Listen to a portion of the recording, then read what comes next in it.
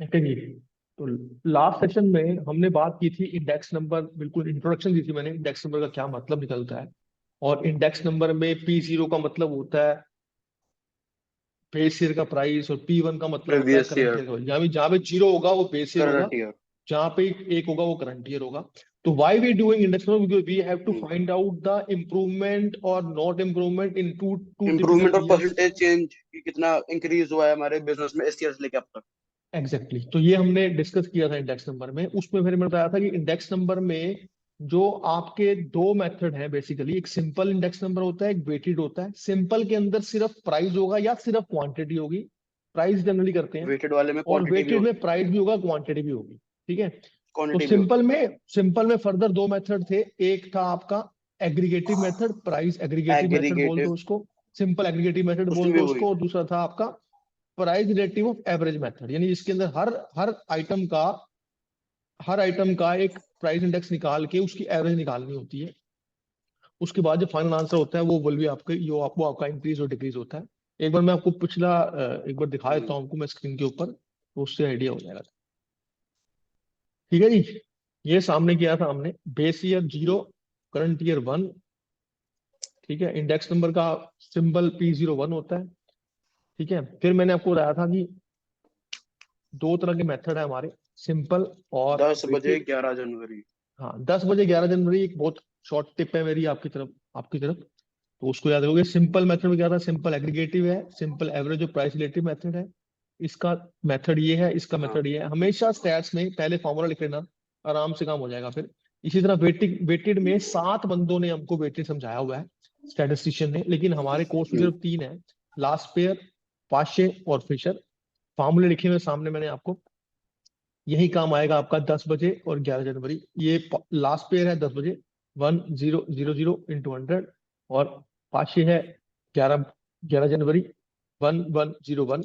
उसी तरह फिशर का जो मेथड है तीसरे वाले का, वो दोनों को जोड़ के किया हुआ है इसने। यानी ये लास्ट पेयर मल्टीप्लाई पाशे मल्टीप्लाई 100, और उसको आपने अंडर रूट कर दिया है। ठीक है जी। हम्म, इसके बाद एक इसका एक वेटेड का भी होता है, जिसमें weighted average of price relative होता है। उसका फॉर्मूला होता है सिग्मा RW और divide by sigma W। Generally R निकालना होता है, वेट कई बार गिवन होता है, तो वेट गिवन होगा वही ले लेंगे हम। ठीक है। और वेट का तरीका भी होता है, ये बताऊंगा आपको मैं आगे जाके जो क्वेश्चन आएगा कंज्यूमर प्राइस इंडेक्स का, जो आज का टॉपिक है हमारा। तो ये आपका एक हल्का सा मैंने आपको बता दिया टॉपिक। ठीक है। इसके बाद हमने क्वेश्चन किए थे, ये क्वेश्चन किए हुए हैं पिछली क्लास, देख लियो एक बार अगर तो कोई दिक्कत हो तो। इसी तरह क्वांटिटी इंडेक्स में अच्छा। जहां जहां P था वहां वहां Q हो जाएगा, सेम फार्मूला रहेगा। एवरेज निकालना है, ये हमने क्वेश्चन किया था एवरेज निकालने वाला, यानी average of price relative method वाला टॉपिक है ये। फिर वेटेड के एक क्वेश्चन किया था हमने। ठीक है। 10 बजे 11 जनवरी, ये चल रहा है फॉर्मूला मेरा, 10 बजे 11 जनवरी, 10 मतलब last pair, P1 Q0 P0 Q0 into 100, sigma sigma. इसी तरह 11 जनवरी, हम्म, ऐसे करके मैंने एक फॉर्मूला भी करवाया था आपको। ये लास्ट पेयर और पाशे हमारा हो गया था। आज की क्लास में इसकी फर्दर मैं आपको स्टडी बताऊंगा। टेक्निकली आज मैं बताऊंगा कि एक कंज्यूमर प्राइस इंडेक्स का क्या मतलब होता है, कंज्यूमर प्राइस इंडेक्स कैसे मेजर होता है। जनरली करके स्कूल में यही कराया जाता है। ठीक है, मेरे साथ है। तो अगेन आपका टॉपिक है हमारा कंज्यूमर प्राइस इंडेक्स। अब ध्यान दियो, कंज्यूमर प्राइस इंडेक्स का मतलब होता है कि किस तरह कंज्यूमर जो होता है उसको ऐसा इंडेक्स शो किया जाता है कि वो कितनी महंगाई हो गई है और उसको कितना अमाउंट चाहिए होगा उसी महंगाई के हिसाब से अपना सामान खरीदने के लिए। तो क्या किया गया, एक बास्केट ऑफ गुड्स बना दी गई है, जैसे उसमें food, housing, clothes, miscellaneous, electricity, इस तरह की आइटम डाल के उसका एक प्राइस डिसाइड किया जाता है कि ये प्राइस था पिछले साल में और आज कितना प्राइस हो गया है। उस प्राइस के इंडेक्स को जानने में कंज्यूमर प्राइस इंडेक्स हेल्प करता है। ठीक है। और हमारे लिए 11th क्लास के लिए कंज्यूमर प्राइस इंडेक्स जानने के दो तरीके हैं। एक तो एग्रीगेटिव मेथड है और एक हम्म, एक फैमिली बजट मेथड है। बहुत आसान। एग्रीगेटिव मेथड जो है वो सिंपल सिंपल बात करता है लास्ट पेयर की, यानी हमने कंज्यूमर प्राइस इंडेक्स निकालने के लिए लास्ट पेयर को यूज किया है। 10 बजे वाला फॉर्मूला है उसके अंदर, मेरे साथ है, जिसको बोलते हैं aggregative expenditure yes method. Sir. Aggregating expenditure method is nothing but a last year method for us, and family budget method is nothing but a weighted वाला मेथड है ना, sigma R W by sigma W वाला method, जिसमें R निकालते हैं, W निकालते हैं, और वो मैं लिख के बताता हूँ तेरे को, पहले थोड़ा मीनिंग लिख इसका थोड़ा सा, क्योंकि थ्योरी आती है कई बार इसकी। कंज्यूमर प्राइस इंडेक्स का मीनिंग डाल,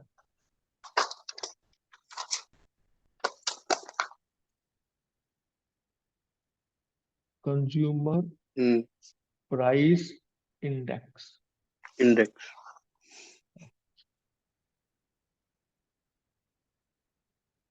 reflects the average increase, reflects the average increase, बहुत सिंपल टॉपिक है ये, in the cost of the commodity, in the cost of the commodities, इस कर ले, by a class of people, by a class of people, so that they can maintain, the same standard of living, the same standard of living in the current year as in the base year, यानी last year जो भी उनका खर्चा हो रहा था, इस साल का खर्चा कैसे हम एडजस्ट करेंगे, उसके लिए एक कंज्यूमर प्राइस इंडेक्स यूज होता है। ये तो मीनिंग हो गया। दूसरा है, इसको क्या क्या होते हैं, इसके अदर नेम है, अदर नेम्स, वो है हमारा cost of living index number, cost of living index number. दूसरा है रिटेल प्राइस इंडेक्स नंबर। फिर है आपका price of living index number.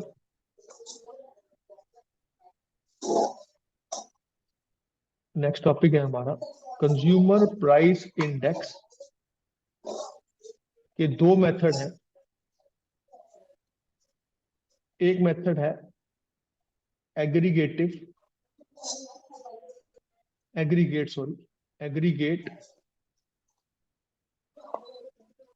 Expenditure method, और दूसरा है फैमिली बजट मेथड। बहुत आसान है, बहुत आसान, हमने कर रखा है already. Family budget method, aggregative method nothing, just a last pair method.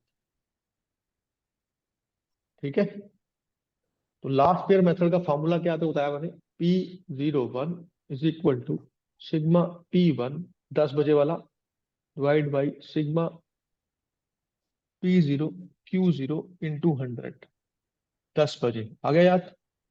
अभी किया भी है तूने? Yes sir. बस यही मेथड है, चल निकल जाएगा। फैमिली बजट में क्या होता है, फॉर्मूला होता है sigma RW by sigma W।